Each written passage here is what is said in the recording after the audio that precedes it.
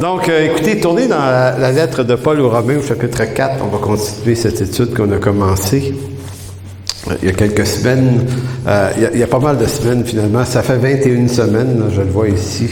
Donc, on est à la séance 21 de cette étude. J'espère que ça vous bénit parce que moi, ça fait quelques fois que je fais une étude sur la lettre aux Romains dans toutes ces années d'enseignement. Et puis, cette fois-ci, je sais pas, j'ai pogné quelque chose. Puis c'est vraiment étonnant, on dirait qu'à chaque fois, on voit des trucs qu'on n'a pas vus les autres fois. Puis cette fois-ci, vraiment, je suis extrêmement béni par cette étude. Donc la semaine passée, si vous vous souvenez bien, on a parlé de synergie. Ça a été vraiment intéressant comme découverte, parce qu'on a vu que le mot est utilisé par Jacques d'abord dans sa lettre au chapitre 2, mais que Paul l'utilise également dans Romains 8, lorsqu'il dit « Toute chose concourt au bien de ceux qui aiment Dieu ». Bien, le verbe « concourir », c'est le mot « synergéo » qui veut dire la synergie. Donc, toute chose travaille ensemble. Et pourquoi c'est important ce mot-là? C'est que dans l'histoire de l'étude de l'œuvre de Dieu, on a tendance à essayer de comprendre l'œuvre de Dieu en mettant les choses en ordre. Parce qu'on est dans un monde où le temps passe, hein? Et aujourd'hui, c'est de ça qu'on va parler. On va parler du temps qui passe. Et des deux sortes de temps. Il existe notre temps à nous. Dans la création, on parle d'un temps linéaire. Linéaire veut dire qu'il y a une ligne du temps. Ça passe. Et il se passe seulement une chose à la fois dans nos vies. On n'est pas capable d'en vivre plus qu'une. Alors que pour Dieu, ça se passe, mais vraiment pas comme ça. Maintenant, quand on veut comprendre l'œuvre de Dieu, il faut d'abord la comprendre à partir de son caractère à lui, de sa perspective à lui, parce que c'est son œuvre à lui. Donc, Dieu fait une œuvre dans une perspective éternelle où le temps, on ne sait pas trop exactement ce que c'est, parce qu'on n'est pas allé, mais ça semble être vraiment différent, parce que le temps tel qu'on le connaît qui passe, c'est une création. Donc, Dieu n'est pas soumis au temps qu'on connaît. Aux jours, aux heures. Pour lui, un jour et 1000 ans, c'est la même affaire. Donc, quand Dieu regarde notre perspective, il nous dit, une journée puis 1000 ans, pour moi, ça fait aucune espèce de différence. Donc, Dieu est en ce moment, aujourd'hui, comme hier. Donc, on va parler d'Abraham, et Dieu est en ce moment dans l'histoire d'Abraham, en même temps qu'il est en même temps, en même temps, je le dis trop souvent, là, il est en même temps dans notre histoire à nous. Si on regarde ça de la perspective de Dieu, là, c'est presque dangereux de réfléchir trop. Ça devient un peu buzzant d'essayer de placer ces choses-là. Sauf que on peut pas ignorer comment Dieu, lui, dans son temps, fonctionne. Donc, aujourd'hui, on va examiner le rapport entre les attributs de Dieu et l'exécution de son œuvre dans la vie d'Abraham. Je répète ça. Le rapport qu'il y a entre les attributs de Dieu, puis je vais expliquer ce que ça veut dire, les attributs de Dieu, et l'exécution de son œuvre dans la vie d'Abraham, et par le fait même, dans nos propres vies aussi, puisque ce que Dieu fait avec Abraham, c'est pas le même plan qu'il a pour sa vie, qu'il a pour la mienne ou la vôtre, mais Dieu travaille suivant une même perspective, c'est le même Dieu. Donc, je vais lire Romains 4 tout à l'heure, mais je veux juste vous amener sur la question que l'apôtre Paul pose en Romains 4, 10. Et c'est pour ça qu'on va parler de temps, parce que la question que Paul pose nous amène à réfléchir à la question du temps. Donc, verset 10, Romains 4, il va dire « Comment donc lui fut-elle imputée? » Donc, Paul est en train de dire que la justice fut imputée à Abraham. Et une grande question qu'il avait, Paul, de son temps avec le monde de la théologie juive, et c'est encore une question qui est vraie aujourd'hui, c'est comment les choses se passent et dans quel ordre arrivent-elles? Donc nous, on va regarder l'histoire d'Abraham de la façon suivante. On va dire au chapitre 12, Genèse 12, il est appelé. Genèse 15, Dieu fait une alliance avec Abraham et sa descendance. En Genèse 17, il est circoncis. Puis en Genèse 22, il offre son fils Isaac. Donc, c'est 4 événements. Maintenant, on se poserait la question, dans lequel de ces 4-là, Abraham a-t-il été déclaré juste? Diriez-vous, parce qu'on a tendance à penser que Au moment où Abraham, au chapitre 22, offre son fils Isaac, qu'il n'a pas offert finalement, mais il s'offre de l'offrir, on va le dire comme ça, là. Il s'offre de l'offrir, et là, Dieu voit la fidélité et l'obéissance d'Abraham. Donc, nous, on pourrait penser, c'est cet acte-là de foi et d'obéissance par lequel il est déclaré juste. Mais Paul dit, non, on ne peut pas dire ça.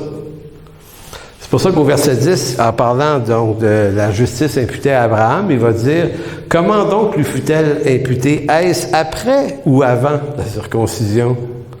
La circoncision est arrivée au chapitre 17. Donc, certains Juifs disaient, oui, mais la circoncision, c'est le signe physique et visible, en tout cas pour les gars, de ton appartenance au peuple de Dieu. Les Juifs se faisaient circoncire le 8e jour. Donc, quand tu te faisais circoncire, tu entrais dans cette alliance du Dieu d'Israël avec son peuple. Et l'alliance d'Abraham a été faite 2 chapitres avant la circoncision, chapitre 15. Mais Abraham a été appelé au chapitre 12, bien des années avant. Fait que là, c'est là qu'on se dit, ouais, mais attends une minute, quand est-ce qu'il a été déclaré juste? Et l'apôtre Paul, il pose une question un peu piégeante, en voulant dire, les gars, est-ce qu'il a été déclaré juste après ou avant la circoncision? Et c'est une question primordiale parce que la réponse qu'on donne à cette question-là chambarde notre théologie complètement. Si on veut que le salut d'Abraham dépende de la foi d'Abraham, on a tendance à dire, c'est au chapitre 22, quand il a osé, par obéissance, il a tellement obéi, il a voulu offrir son fils. Donc c'est là que ça s'est passé. Et pas Moïse, mais Paul va répondre, non, il a été déclaré juste bien avant sa circoncision. Donc il a été appelé quand, Abraham? Dans l'éternité. Dans l'éternité. Donc, ce que ça veut dire, c'est que, et c'est là qu'est le buzz intéressant, c'est que Dieu a fait son œuvre à partir d'une dimension du temps qui n'est pas la nôtre. Mais pour nous, elle s'inscrit dans du temps parce qu'il nous a créés dans un monde où le temps, le temps, c'est le temps que Dieu a voulu. Il fait les choses en son temps à lui. Donc, si nous, on regarde la théologie et la poursuite des choses strictement en fonction du temps linéaire qui est le nôtre, on passe à côté de quelque chose aussi en même temps. Je dis le mot temps de temps en temps. Le temps tout le temps. Donc, c'est pour ça qu'il faut s'intéresser donc aux attributs de Dieu. Parce que les attributs de Dieu, c'est ce qui permet de savoir qui est donc Dieu, qui a créé le temps, mais qui habite pas le temps. Donc, qui est-il? Donc, les attributs de Dieu nous parlent des particularités qui définissent qui est Dieu en sa personne. Qui est Dieu en sa personne? Donc, on dit que les attributs de Dieu sont de 2 ordres. Le premier, les attributs incommunicables. C'est-à-dire qu'on ne peut pas connaître, nous. C'est ce qui appartient à Dieu seul de par sa divinité. Donc, c'est incommunicable en ce sens que il y a plein de choses que Dieu est probablement, mais qu'il nous a pas dit, parce que dans l'Écriture, il n'est pas obligé de tout nous dire. Fait qu'on doit s'attendre à rencontrer un Dieu plus grand, magnifique, que ce qu'on pouvait s'attendre. Hey, allô? Vous avez laissé Noé dehors? Excusez, je ne peux pas m'empêcher. Alors, donc, vous voyez un petit peu l'idée, là. Comment ça se passe? Qu'est-ce que Dieu nous a dit de lui dans sa parole? Plein de choses. Mais quand on va entrer dans l'éternité, on va faire face à une réalité qui est immensément plus grande que ça. C'est pour ça que Paul, quand il dit qu'il est allé au 3e ciel dans 2 Corinthiens 12, il dit, j'ai vu des choses ineffables, qui n'est pas permis à un homme de répéter. Mais c'est plutôt, c'est pas qu'on lui a interdit d'en parler, c'est que ce que Paul a vu, il peut pas l'expliquer. Il dit, c'est ineffable. Le mot veut dire, que tu peux pas mettre en parole. Donc, c'est comme si Paul avait été entré dans ce lieu où il a vu, je ne sais pas quoi exactement, le troisième ciel, dit-il, et que la dimension des choses est d'un autre ordre, puis qui dit, je peux pas vous en parler plus que vous dire que c'est quelque chose dont je peux pas vous parler, mais j'ai bien hâte d'y aller, puis c'est pour ça qu'il va dire après ça, ça me serait de bien meilleur, tu sais, c'est parce que Philippiens qui dit, je vais rester avec vous, mais ça serait pas mal mieux de m'en aller là-bas, mais puisqu'il faut que je reste. Donc il y a quelque chose qu'on sait pas. Donc, les attributs incommunicables de Dieu nous parlent de tout ce que Dieu nous a toujours pas dit, et qu'on devrait connaître de lui dans l'éternité. L'autre particularité des attributs de Dieu, c'est les attributs communicables. Ça, c'est ceux dont il nous parle de lui, ce que Dieu nous révèle et nous communique dans une certaine mesure. Donc, on va parler tout à l'heure de l'omnipotence, l'omniscience, l'omniprésence, qui sont des attributs de Dieu. Donc, si on dit que Dieu est omnipotent, on dit par là que Dieu peut toutes choses. Donc, il n'y a rien qui peut gêner la volonté de Dieu. Rien. Rien. Dieu peut tout ce qu'il veut. Quand on dit qu'il est omniscient, ça signifie qu'il connaît toutes choses. Toutes choses. Donc, nous, on connaît et on observe les choses qui sont à notre vue et à notre connaissance, c'est ce qu'on a appris. Dieu n'apprend rien. Il connaît toutes choses. Donc, en ce moment, il sait exactement ce qui se passe sur une exoplanète à 10 millions d'années-lumière de la Terre. Il y a un atome de quelque chose qui bouge là-bas, puis il est intéressé à cette chose-là parce que cette chose-là arrive par sa volonté. Donc, c'est pas comme si Dieu avait créé un tas d'affaires, puis ça roule tout seul, puis il est parti faire d'autres choses ailleurs. Non, cette création existe par lui. Tout tient par lui. Si Dieu cesse d'habiter quelque chose, la chose cesse d'exister, parce que tout existe par lui et pour lui. Donc, la réalité dans laquelle on se trouve, c'est la réalité de Dieu. Donc, la création, le temps et l'espace dans lequel on vit, c'est juste un pet, une dimension d'une création que Dieu a fait, et ça existe parce que sa volonté l'exige, le veut. C'est quand même fascinant. C'est énorme. Donc, j'ai dit qu'il était omnipotent, omniscient, puis omniprésent. Omniprésent, ça veut dire qu'il est comme partout. Il peut pas être quelque part. C'est un peu pour ça que je disais dans une formation sur la louange il y a quelques années à des dirigeants de louange, vous pouvez pas faire arriver Dieu, tu sais. On va chanter, le Dieu va venir. C'est comme... bon, je comprends ce qu'on peut vouloir dire par là, quand même, mais c'est que c'est Dieu est comme toujours partout. Il n'y a rien qui lui échappe. Donc, c'est presque épeurant un peu.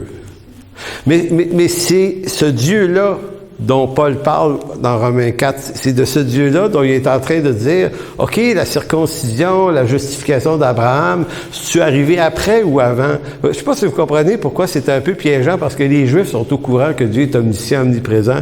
Ils sont très, très au courant de ça.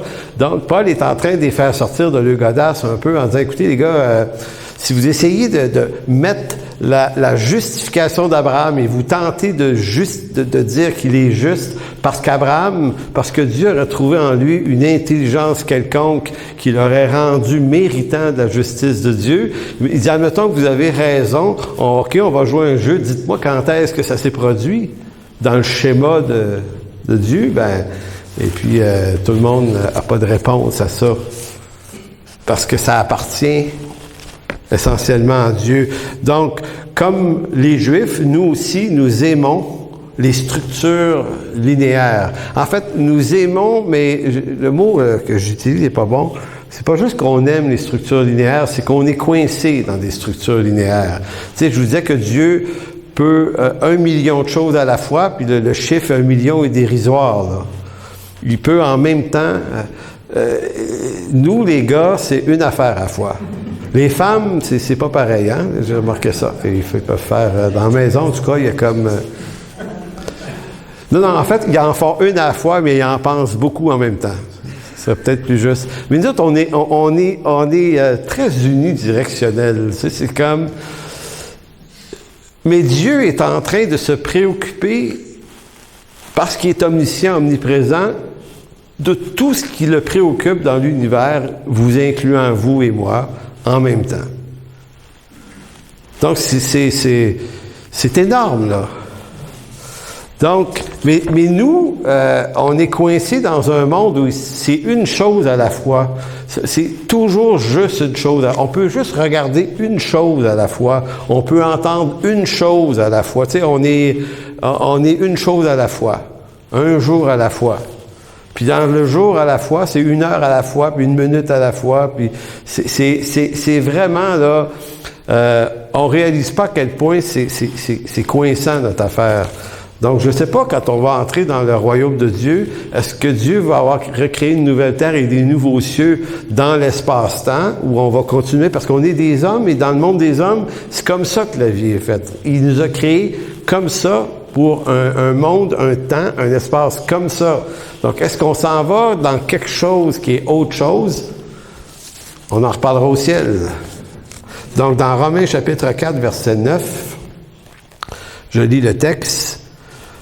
Ce bonheur, en parlant du bonheur de recevoir la grâce et d'être justifié, là, que Paul avait cité juste avant, il dit, ce bonheur n'est-il que pour les circoncis, les Juifs, ou est-il également pour les incirconcis? Car nous disons que la foi imputée à justice à Abraham, car nous disons que la foi fut imputée à justice à Abraham, comment donc lui fut-elle imputée? Était-ce après ou avant la circoncision? Il n'était pas encore circoncis, il était incirconcis. Donc Paul répond en quelque sorte à la question en disant, la justice de la foi lui a été imputée bien avant la circoncision. Maintenant, lorsque Paul lance une phrase comme ça, pour nous, païens du 21e siècle, on se dit, ça change quoi? Pas grand-chose si on lit en surface, mais si on comprend ce que Paul est en train de dire, et que des Juifs qui entendaient un truc comme ça,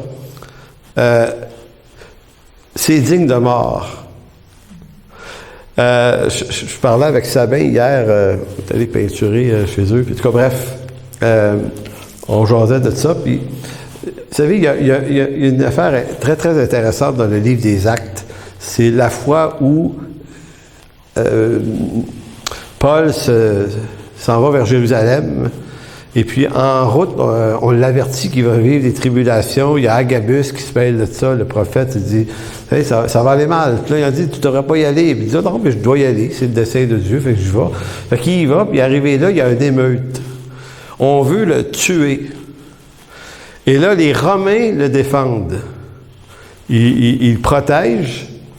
Puis dans la nuit, ils mettent autour de lui 400 soldats romains, dont parmi lesquels il y avait 200 archers.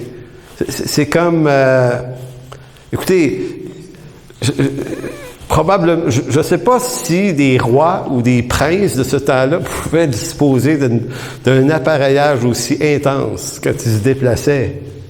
Écoutez, c'est du monde, là, 400 personnes, ou un peu plus même, qui se déplacent pour pas que tu te fasses tuer. Donc, la protection qu'on lui a donnée est en proportion de la gang qui voulait le tuer. Donc, nous, on lit ça, puis on trouve ça amusant. Tu dis, ah ouais, c'est cool, ils veulent le tuer. 400 personnes, vraiment, c'est béni. Gloire à Dieu, ils l'ont protégé.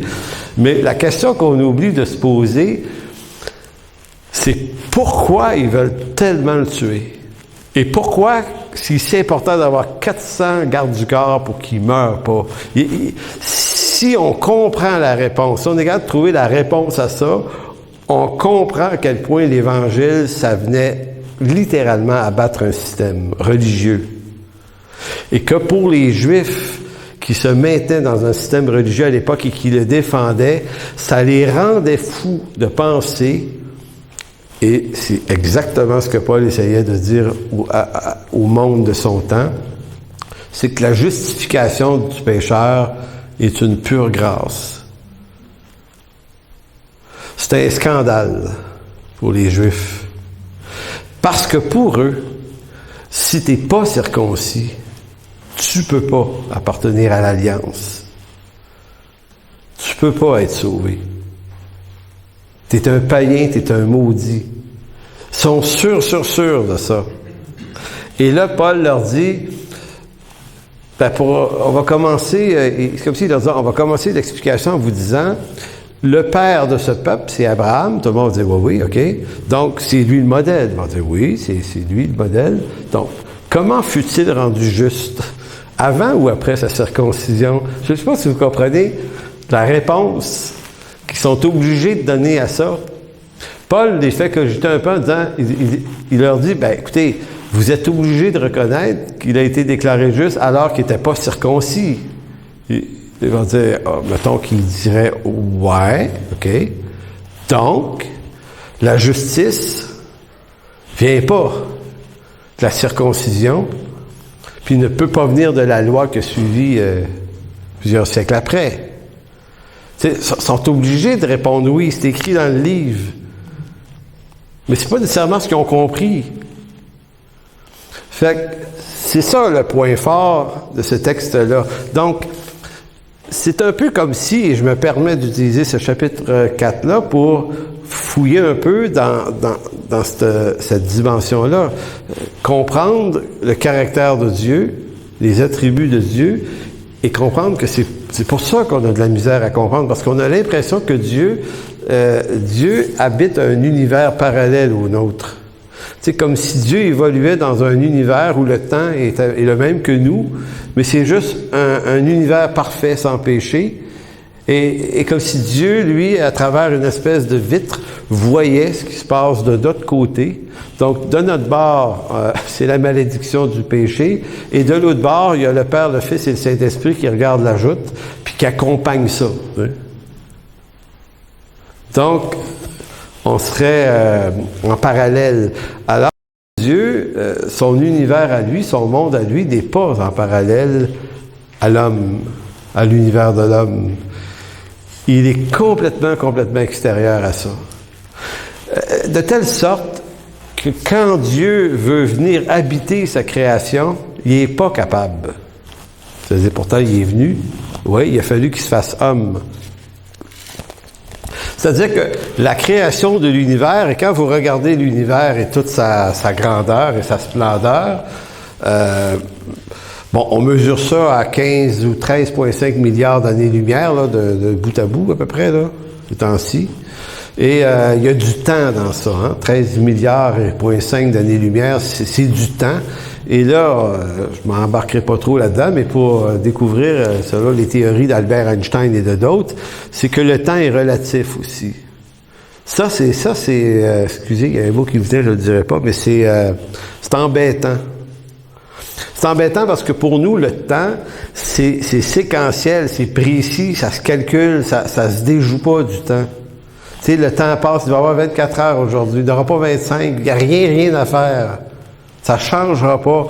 On est coincé, par en même temps, ça c'est sur la Terre, mais dans l'univers, sur des dimensions de milliards d'années-lumière, la lumière courbe dans le temps, dans l'univers. La lumière est courbe. Il n'y a pas de ligne droite dans l'univers. Tout est courbe. Et à cause que la lumière est courbe, ça fait courber le temps. Fait que quelque chose qui peut être à 10 années-lumière est probablement plus proche à cause de la courbure du temps. Mais nous, en d'autres mots, je trouve complètement génial des savants qui ont découvert ça. Je comprends pas qu'ils ont compris ce qui est absolument pas observable, mais Albert Einstein l'a compris. D'ailleurs, il y a un film qui a été fait là-dessus, durant la Deuxième Guerre mondiale, Albert Einstein et Arthur Eddington. C'est la première? Oui, excuse, c'est la première. Durant la Première Guerre mondiale, Albert Einstein, et il y avait un savant anglais qui s'appelait Arthur Eddington, qui était un chrétien très, très ferme dans sa foi. C'est un Quaker, ouais, tu sais, puis lui, là, il avait une foi intense. C'est les deux grands cerveaux de ce temps-là. Et Einstein avait émis l'hypothèse de la courbure de la lumière et du temps. Et Eddington, c'est le seul autre gars sur la planète qui a compris de quoi Albert Einstein compris, que tous les autres disaient, ben voyons, ça fait aucun bon sens. Puis là, ça fait pas de sens, effectivement. Mais il y a des cerveaux comme ça qui sont capables de capter des concepts. Et Eddington a organisé une expédition en Afrique lors il y avait une éclipse solaire, c'est ça? Éclipse lunaire et solaire. Et puis, et avec ça, on était capable d'observer et de vérifier si effectivement il y avait une courbure. Puis, ça s'est avéré vrai. Et ça a complètement transformé le monde de la recherche en astrophysique et astronomie. Maintenant, écoutez, il y a des hommes qui arrivent, on dirait, à capter des bribes infimes de la création de Dieu. Tu sais. Et là, plus tu en découvres sur la création de Dieu, plus tu découvres à quel point, mais c'est donc bien compliqué ce que Dieu a fait. C'est rempli de lois là-dedans qui agissent ensemble, qui coopèrent ensemble. Et Dieu fait tout ça. Il tient ça en ordre. Et en même temps, il a le temps de s'intéresser à vous et à moi le matin quand on prend notre café puis on crie à lui parce qu'on n'est pas heureux, mettons. Ou on l'est trop un matin, puis on lui dit merci Seigneur. Et il nous écoute. Puis il est complètement là. Il n'est pas en train de dire comme moi je fais des fois, quelqu'un veut me parler. Tout à l'heure, Marcel voulait me parler. Je dis, hey, attends, Marcel, tu es en train de pratiquer le piano avec l'autre. On va te voir après. Tu sais, nous, on est de bouge pas. Va. Dieu, lui, il est pas dérangé parce que quand j'étais jeune croyant, j'étais pris avec l'idée que je pensais tout le temps aux pauvres en Afrique. Puis je me disais, Seigneur, tu ne vas pas perdre ton temps à m'écouter. Là. Il me semble qu'il y a du monde, mais plus mal pris que moi ailleurs dans le monde. Tu sais, on écoutait les nouvelles, les guerres. Car va t'occuper des autres. Là. Tu reviendras nous aider quand tu auras réglé le problème là-bas. Mais ça, c'est pas la réalité de Dieu.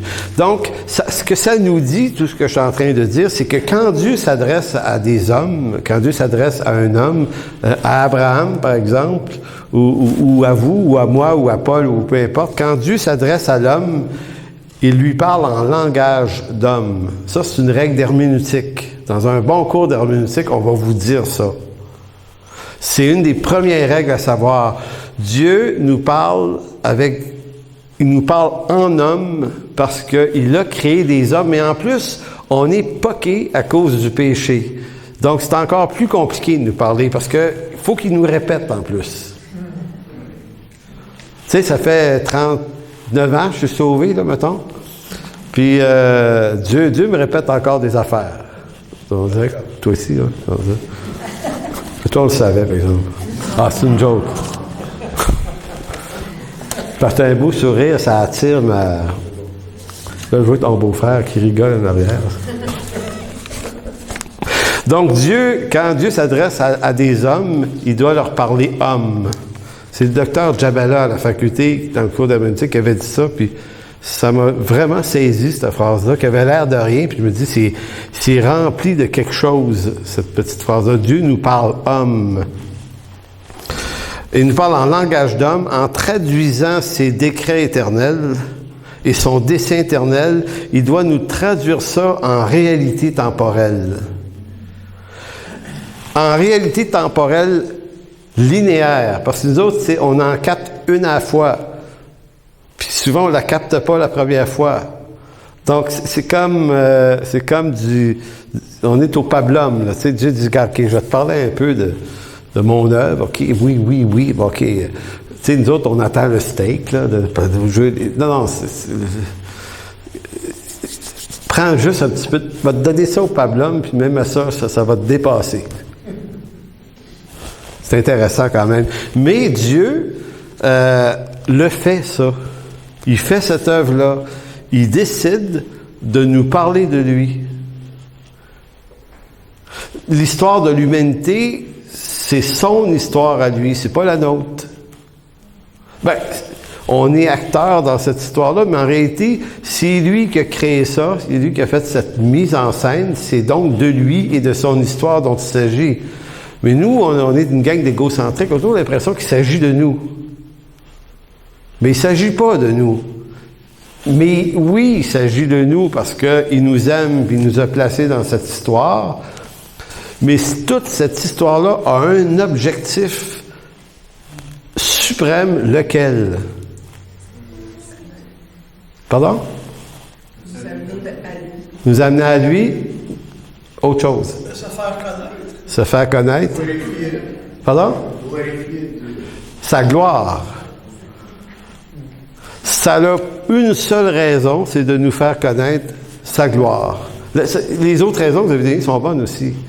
Mais la raison suprême, tu sais, quand vous dites, c'est de se faire connaître à nous, mais il se fait connaître à nous afin que lui soit glorifié. Dieu n'habite pas un univers parallèle, ça je l'ai dit. Nous ne vivons pas dans un monde inférieur au sien, dans lequel il intervient pour corriger quelquefois des trajectoires ou quelques trucs qui ne fonctionneraient pas bien. Nous vivons dans un monde créé par lui et entièrement soumis à sa parfaite volonté, à sa complète souveraineté. Et là, on peut ouvrir plein de portes, oui, mais il y a plein d'affaires qui ne marchent pas, des imperfections. Eh bien, même le péché qui a causé un dégât terrible, nous, on pourrait dire, est-ce que ça empêche Dieu de faire son œuvre? Absolument pas. Dieu se glorifie de toutes nos faiblesses. Il est capable de récupérer tout ça et de faire concourir tout ça au bien de ceux qui lui appartiennent. Romains 8, 28. Le verbe concourir, on l'a dit, synergéo, veut dire synergie. Dieu met tout en synergie. Donc, dans son monde à lui, c'est pas linéaire. Donc, Dieu n'a pas, en même temps, il n'a pas d'abord simplement appelé Abraham, ensuite ci, ensuite ça. Dieu, dans son monde à lui, a pris Abraham, il l'a déclaré juste, et tout se passe en même temps. C'est une parfaite synergie. C'est pour ça que quand on essaye de placer les affaires une avant l'autre, on dit, oui, mais je suis sauvé parce que je l'ai accepté, ou il m'a accepté, puis là, moment, ça devient bien mêlant, puis encore là, je me souviens d'une question qu'on avait posée à Dr. Jabala, tu sais, c'est le génie au Québec là-dedans.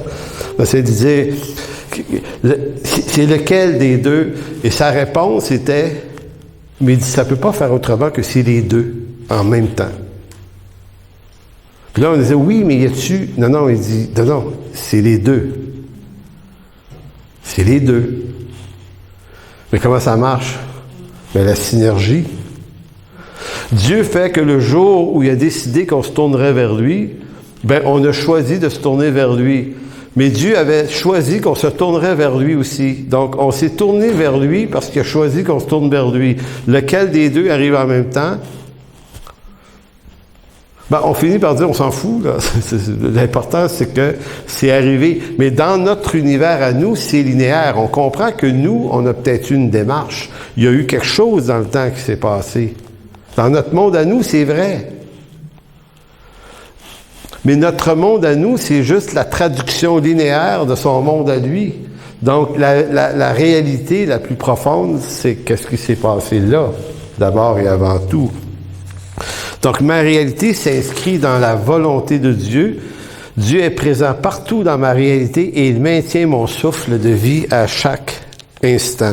Donc, je vous avais dit tout à l'heure qu'est-ce que voulait dire que Dieu est omniscient, omnipotent. Je vais juste quand même répéter les trois définitions. L'omniscience signifie ceci. L'omniscience, Dieu sait tout, ça signifie que Dieu ne connaît rien d'avance. Donc, Dieu n'est pas un devin. Parce que ce qui va m'arriver demain, Dieu pourrait me le dire, mais pas parce qu'il le devinerait, mais il pourrait me le dire parce qu'il est là, lui, en ce moment, demain. Ça fait pas de différence. C'est pour ça que des fois, vous savez, on se regarde aller, puis on a tous fait l'expérience de se dire, oh, Dieu doit être déçu de moi aujourd'hui. On vit ça de façon linéaire. Aujourd'hui, c'est pas hier. Hier, ça allait bien. Aujourd'hui, ça n'a pas été bien. Donc, Dieu... et là, on va voir Dieu en disant, « Ah, Seigneur, je t'en fais découvrir des affaires à mon sujet. » Et là, Dieu pourrait répondre, non, c'est moi qui t'ai fait découvrir quelque chose que tu ne savais pas encore. Fait que j'avais prévu de faire découvrir ça aujourd'hui. Décevant, hein? Tu dis, ouais, pas mal décevant. Bon, c'est pas grave. Je t'ai lavé, je t'ai purifié, on continue, lève-toi, continue. Je veux dire, mais tu sais, nous, on a l'impression, tu sais, c'est comme, vous êtes-vous déjà fait pogner à faire un mauvais coup, là, puis ta mère te dit, attends que ton père arrive, là? Hein? Nous autres, chez nous, ça ne marchait pas de même. Ma mère s'en occupait.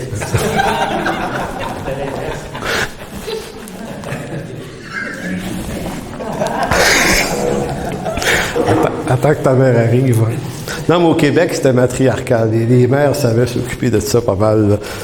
Fait que, donc, pour revenir à l'omniscience, Dieu ne connaît rien d'avance. Il connaît toutes choses de toute éternité. Il est attentif au battement de l'aile d'un oiseau, tout en étant pleinement présent sur l'activité d'une atome à une planète à 5 milliards d'années-lumière, tout ça en étant attentif aux cris de nos cœurs. L'omnipotence nous dit Dieu peut tout ce que sa volonté exige, car rien dans l'univers créé n'agit autrement qu'en obéissance à ses décrets. Et Dieu, l'omniprésent, c'est Dieu agit partout à la fois sans que rien ne soit négligé, jamais. Dieu est partout, toujours et en tout temps. Donc voilà ce qui est très intéressant à savoir pour vous et moi,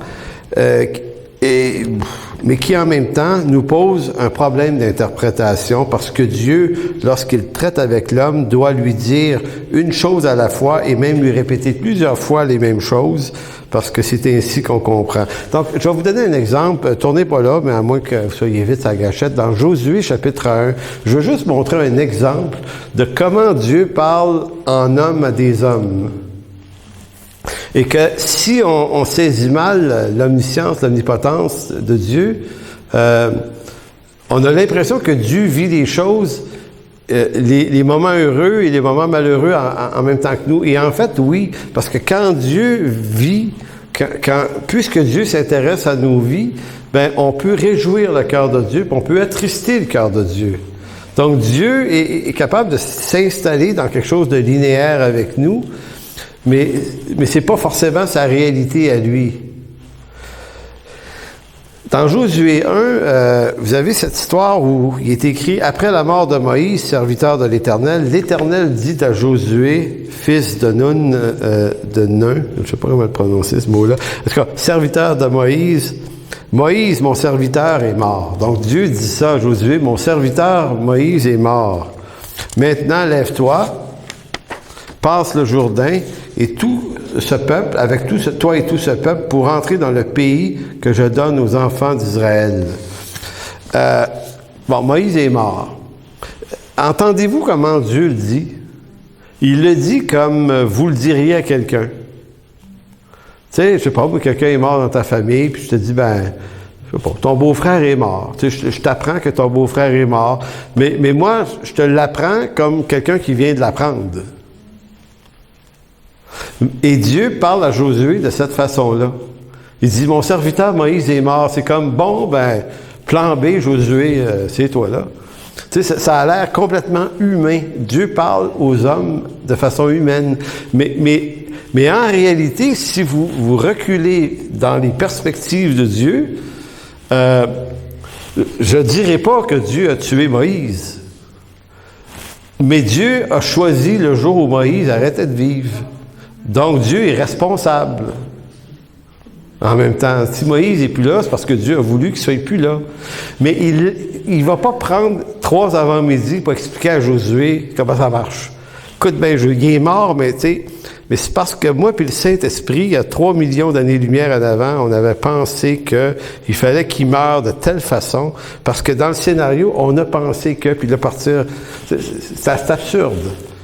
Donc, Dieu parle à Josué à la manière d'une annonce qu'on fait à des hommes, et dans l'humanité linéaire des choses, oui, ça s'est passé de même. Moïse, fallait bien qu'il meure à un moment donné, et que Dieu, dans son plan éternel, avait prévu que c'est Josué qui allait prendre sa place, et tout ça, c'est un plan parfaitement orchestré. Josué est une image de Christ, de celui qui libère le peuple, qui les fait entrer en possession du pays. D'ailleurs, Josué, ça veut dire Jésus, hein? Dieu sauveur. Ça veut dire la même chose que le nom de Jésus. C'est étonnant. Et donc, Dieu prend un gars, il donne le même nom, le même ministère, la même caractéristique. La seule différence, c'est qu'il n'est pas Dieu, puis qu'il a peur. Fait que là, Dieu dit à Josué, bon, Josué, je peux pas t'expliquer que mon fils va faire ce que tu fais là, mais à plus grande échelle. Fait que j'ai tué Moïse, ou j'ai fait mourir Moïse pour faire arriver ça. Avec toi. Fait que, fais-moi confiance. Non, c'est... Dieu lui parle en homme, en disant, Moïse est mort, maintenant c'est toi, regarde, on va faire juste un petit bout ensemble. Josué, c'est des petits bouts. OK. Commençons. Leçon 1, Josué. Quelle est la leçon 1 que Josué doit apprendre? Le recensement. Non. Dans le chapitre 1, la première chose qu'il lui dit après. Juste avant. Ne crains point. Ne crains point. C'est comme il devait battre triper Josué là. Tu sais, tu remplacer Moïse. C'est qui peut remplacer un homme de la stature de Moïse? Ben ça a été Josué. Fait qu'il dit, première leçon, ne crains point. Et là, quand vous lisez le chapitre 1, il lui dit 2-3 fois ne crains point. Donc, il est en train de nous dire comment le gars a l'air de se sentir dans les bottines de Moïse. Et là, Josué, on va travailler là-dessus. Là, après ça, on va rentrer dans le pays. On va rentrer dans le pays. C'est, ne crains point. On va rentrer. Je ne sais pas si vous voyez la scène un peu. Et là, pour savoir comment on va rentrer dans le pays, et là, c'est là, comme tu dis, il dit, va consulter ce que j'ai déjà dit à Moïse. Fait que moi, je lèverai la main, ça serait bien plus vite que tu me le dises. On est en train de se parler, là. Dieu, Alors, non. J'ai décidé que ça passait par mon serviteur Moïse. Fait il a fallu qu'il aille lire des bouts de Deutéronome, où Dieu avait dit, quand vous allez prendre possession du pays, tout lieu que la plante de votre pied va saisir, je vous le donne. Fait qu'il avait comme expliqué à Moïse, il n'y aura pas de grosse guerre, là. Fait qu'il n'y a pas d'entraînement de push-up puis de trucs, là, let's go, les gars, dans l'armée, on rencontre des géants, là, puis des villes fortifiées. Dieu avait juste dit, non, je vous le donne. Faites juste mettre le pied dedans, puis vous allez voir, ça va tomber. Puis effectivement, la ville de Jéricho, les murailles ont tombé. Mais Dieu avait déjà prévu toutes choses d'avance. Donc, le plan éternel de Dieu est le plan éternel de Dieu, mais qui s'accomplit dans l'œuvre terrestre de Dieu, se joue dans des paramètres de temps. Maintenant, j'avais une couple d'affaires de plus à vous dire, mais je vais m'interrompre sur Ecclésiaste chapitre 3, 1 à 11.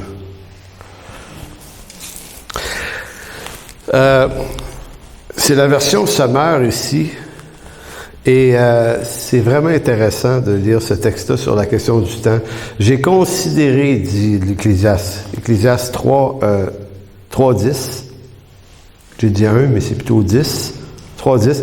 J'ai considéré les différentes occupations auxquelles Dieu impose aux hommes de s'appliquer. Dieu fait toutes choses belles en son temps. Il a implanté au tréfonds de l'être humain le sens de l'éternité et pourtant l'homme est incapable de saisir l'œuvre que Dieu accomplit du commencement à la fin. Tu sais, ça résume assez bien. L'homme est incapable de saisir l'ensemble de l'image du plan de Dieu. On a de la misère à comprendre des affaires bien simples. Fait que des affaires, le plan complet de Dieu, on peut pas. Mais le verset 11 nous dit, Dieu fait toutes choses belles en son temps à lui. Et je me suis dit, quelle application on peut tirer du fait, parce que là, aujourd'hui, on parle de temps éternel, temps linéaire. Tu dis, bon, qu'est-ce que ça change, ça, dans ma vie aujourd'hui? Puis cette semaine, ça peut-tu vouloir dire quelque chose dans votre vie puis dans la mienne?